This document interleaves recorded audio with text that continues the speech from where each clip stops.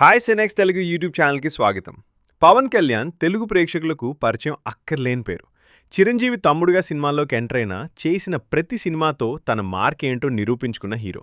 Heats and ఫ్లాప్స్తో సంబంధం లేని ఏకైక తెలుగు హీరో. 1996లో వచ్చిన అక్కడమ్మాయి ఇక్కడ అబ్బాయి సినిమాతో ఎంటర్ అయిన పవన్ కళ్యాణ్ ఇండస్ట్రీకి వచ్చి ఇది 30వ సంవత్సరం. చేసింది 30 సినిమాల లోపే. రాసి తక్కువైన వాసి ఎక్కువ అన్నట్లుగా ఉంటాయి అతని సినిమాలు. తన అభిప్రాయాలకు అభిరుచులకు తగ్గట్టుగా సినిమాలు చిమాలు చేస్తూనే తాను అనుకున్న లక్ష్యం వైపు ప్రయాణించి రాజకీయాల్లో సక్సెస్ అయి డిప్యూటీ సీఎంగా కొనసాగుతున్నాడు.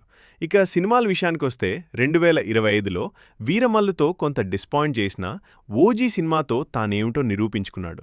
ఈ సంవత్సరంలో రాబోతున్న ఉస్తాద్ భగత్ సింగ్తో మరోసారి తన సత్తా నిరూపించుకోవాలని మనసారా కోరుకుందాము. ఇలాంటి అప్డేట్స్ కోసం సినెక్స్ తెలుగు యూట్యూబ్ ఛానల్ని లైక్ చేయండి, సబ్స్క్రైబ్ చేయండి, మీ అభిప్రాయం చెప్పండి.